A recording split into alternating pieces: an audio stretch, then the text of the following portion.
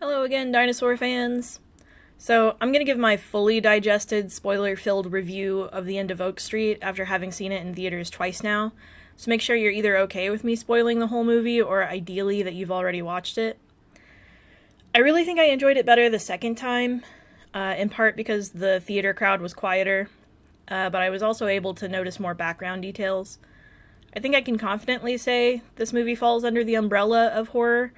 It has action, it builds suspense, but it shifts fully into horror quite a few times. I'm not sure why you wouldn't consider this a creature feature in the same vein as Anaconda, which is funny because of the snake, but it's an action-adventure horror would be a good description of it. The background details helped it a lot. One of the things I knew to look for from word of mouth on the second time was the mom having a picture hanging on the wall holding a gun, a rifle, shotgun, I don't know the difference. But that way you're aware that she knows her way around the gun that she picks up from her novel editor neighbor friend. So that was a nice detail that I didn't catch the first time. At first I saw people criticizing the mom saving her unfriendly neighbor who threatened their dog in the beginning, but I think every death she directly witnessed is who she wanted to save. Or specifically save. We don't know how many she saved. They just showed those ones. I don't know how many phone numbers she knew by heart or had time to look up in the phone book in those 20 minutes, so, you know, her neighbors that she saw die horribly, that makes sense to prioritize them. It's still very, very messed up in the ending how she lets her alternate self and children be doomed to the Jurassic without the dad. I get it, she wasn't 100% sure they wouldn't disappear in a paradox sort of thing, or was worried about how awkward it would be to share the dad between them all. Her past self wouldn't have appreciated him as much without all the character growth that she went through. And what a wild divorce that would have been with the two wives there. I didn't notice the first time how the new girl and her double were in the last shot, like the very, very last shot. Great confirmation about the time doubles coexisting, being able to coexist, and showing the daughter from the main family holding her hand was super sweet. It's so much less awkward for the new girl's family that they now have two of their same daughter, because it's just like having a surprise twin. Just, you know, a happy thing. So I'm sticking with my initial 9 out of 10 score. My partner saw it with me this time, and he liked it quite a bit. He's not into dinosaurs nearly as much as me. He isn't even the biggest fan of horror or movies in general, and he still gave it a 7 out of 10. I can see why they would have cut down a lot of the human subplots, even though I would have been down for a 3-hour cut of this movie that was like fully Goonies. That would have been fine with me. The older brother of the kid who had his arm broken infuriated my partner, and that surprised me. But he was really glad when the older brother reconsidered and realized how stupid what he was doing was in a dinosaur survival situation. I could have used more of that, like, just not necessarily having to be eaten by a dinosaur. Like, it's not karma that you're eaten by a dinosaur in this horrible random thing that's happening to you, but, you know, just a little bit more. I don't know, they were in and out. Felt like there could have been more to that. Thematically, I really do love them showing that happy suburbia of the 80s was a facade. It's a facade now. From them pretending to have a perfect marriage and family to the fact that once their neighborhood is transported to the Jurassic, there's no emergency services. The community does not come together. Just frantic individuals hiding behind closed doors with guns, for the most part. Is a very good critique of American suburbia in general, in my opinion. The lack of trust and honesty inside and outside of the family initially was a big theme where there was a lot of character development. It was nice to see them stop babying the little brother and how he was finally able to hit something with that bow by the end, in turn saving his mother. I think the giant snake, I don't really want to call it a titanoboa, was only in their house looking for the flooded basement to avoid the fire at first, right?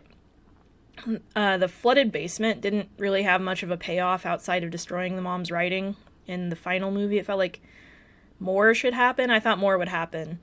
So the snake wanting to go down to the water to avoid the fire they started and were ignoring is good. like everyone ignoring the huge massive elephant in the room while everything is on fire, which you accidentally caused, is finally addressed.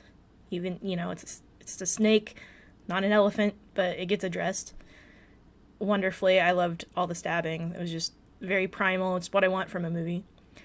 The ending didn't wrap up as abruptly as it felt to me the first time, but still pretty quick. Maybe it was just because I knew what to expect, and it didn't bother me as much. So some of the questions I still have after watching it twice are probably due to them editing down the runtime. And if the ending was changed, like the dog Starbuck being wet after the first portal light, was that because originally he was supposed to have gone through it? He was absent most of the movie, so it felt like that could have been where they were gonna go with it. Like, some of the time he had gone back and forth through different portals.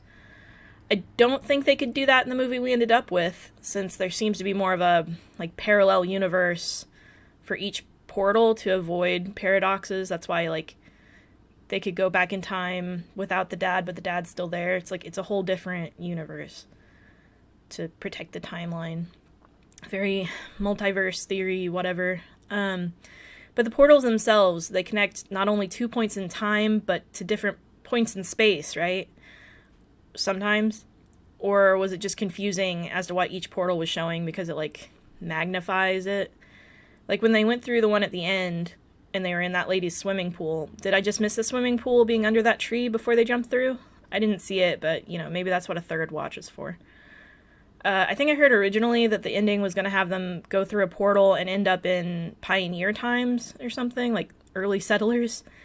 So I'm going to assume the portals go to different times and places and not just between Flowervale in 1982 and the Jurassic Swamp. There had to have been a portal at the bottom of that above-ground swimming pool, otherwise the giant white snake thing couldn't have fit in there, I don't think. Because it was huge, like it was the size of a house. That was not a very big pool, and it wasn't like bursting at the seams or anything. So about the creature designs, they bothered me even less this time. I still think the sauropods were too big for all those woolly feathers, since the characters kept remarking how hot it was there, at first at least. Hotter than Michigan in July. The Allosaurus was great. It finally did the thing I'm always wanting to see. It ate a main character. I know they change it at the end, kinda, but I mean, like, that's their original dad, and he got eaten. So I feel like that's what's missing from Jurassic World movies, is how the main characters never feel like they're truly in danger. Like, there's no stakes for those protected by plot armor. And it's, it's like retroactively plot armor, but in the moment, you see a dude that you don't think is going to get hurt, eaten. It's great. Very, very what I want. Kind of like, it didn't get to an R rating. It's PG-13. They used PG-13 to its fullest, and it really was wish fulfillment, because I've always wanted a full-length Battle at Big Rock movie, and it's pretty much the same Allosaurus design from that, because of the effects studio being shared, and that's just kind of how pop culture Allosaurus is looking these days. Yeah, so I love that. I think the characters never said anything about the dinosaurs having feathers, despite it being 1982.